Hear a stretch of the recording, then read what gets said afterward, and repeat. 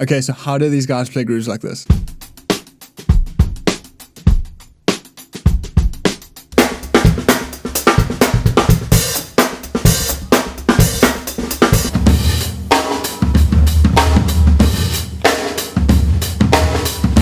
There are a few drummers that we all know that are just well known for playing the most amazing sounding funk grooves. They just make you want to... Ow! Playing grooves is just part of playing the drums right, but how do you make them sound funky, tight, vibey? You can do a few things to make your grooves sound way better, way funkier, and I'm going to help you with that in this video.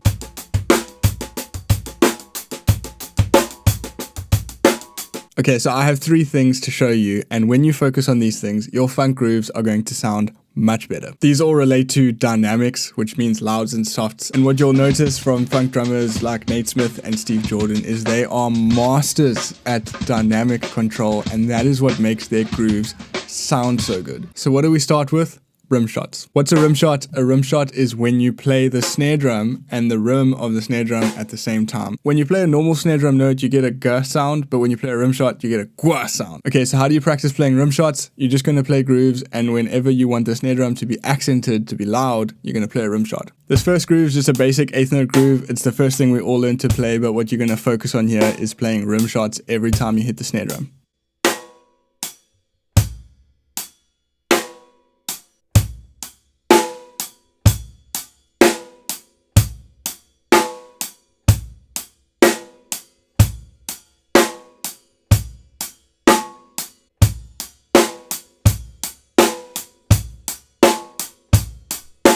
Second groove, you're going to have one more snare drum, and then you're going to add a bass drum on the end of beat 3.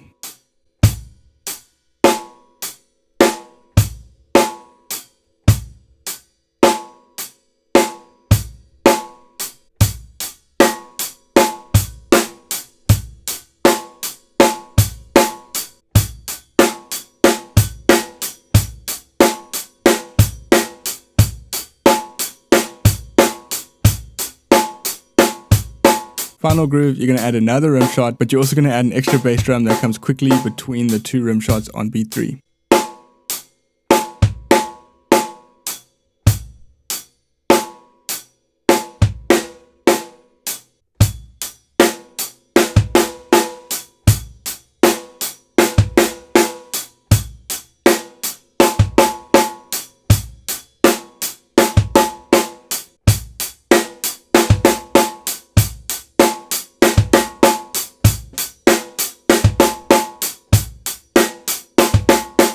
Okay, now that you have rim shots, which are the loud parts of a groove, we got to do the soft parts, which are ghost notes. A ghost note is when you tap the snare drum quietly. A good way to make that really soft is just to drop your wrist when playing the snare. When you go from playing ghost notes to playing rim shots, you get this big dynamic range, and that is what makes grooves sound a lot better when you play them. Cool, so let's move on to a few grooves to work on our ghost notes. In this first groove, the ghost note is going to be on the E count of beat 1 and then the count of beat 2.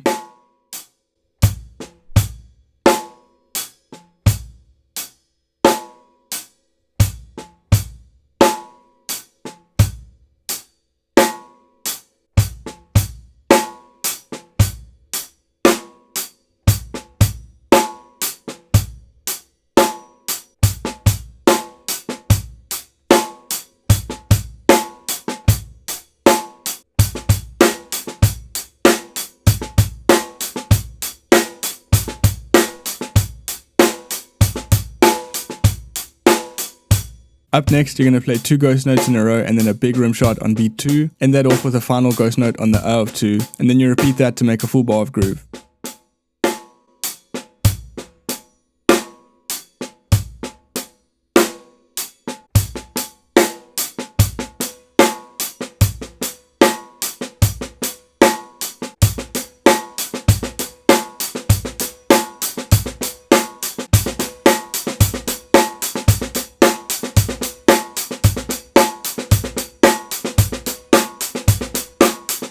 Last groove here, you're going to play a ghost note straight after the backbeat accent. What you need to work on here is playing a rim shot and then a ghost note straight away, which is a really important aspect of playing funk grooves.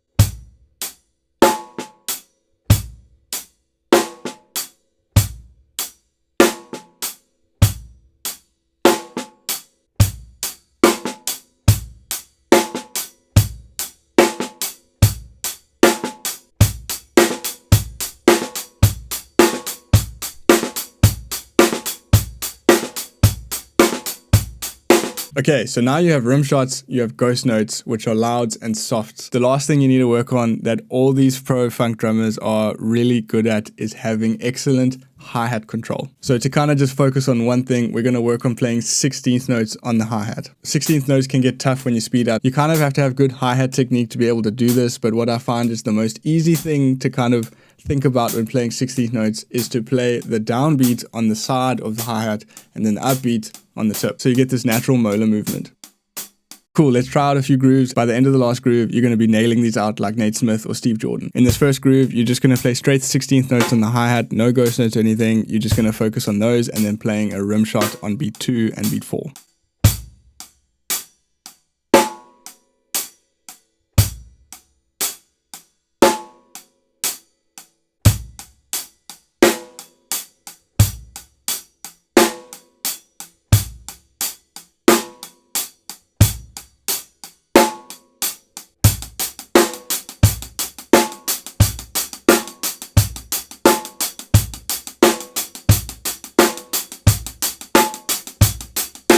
Now we bring in the ghost notes. So in the first group, it's just 2 ghost notes in a row.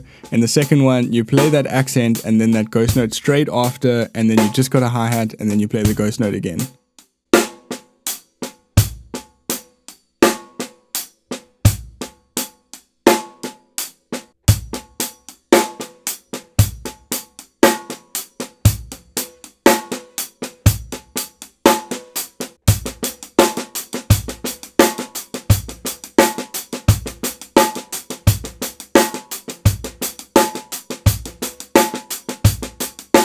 Here's our final groove to try, and this is where you can test if you can play funk grooves like the pros.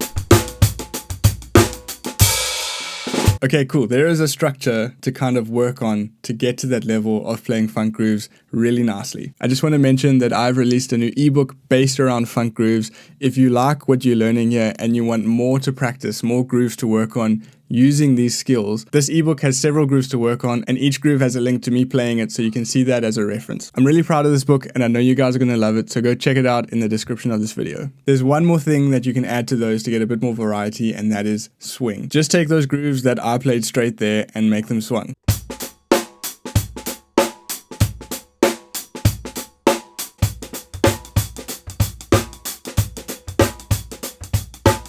Take those tips, work on them, and then I will see you guys in the next video.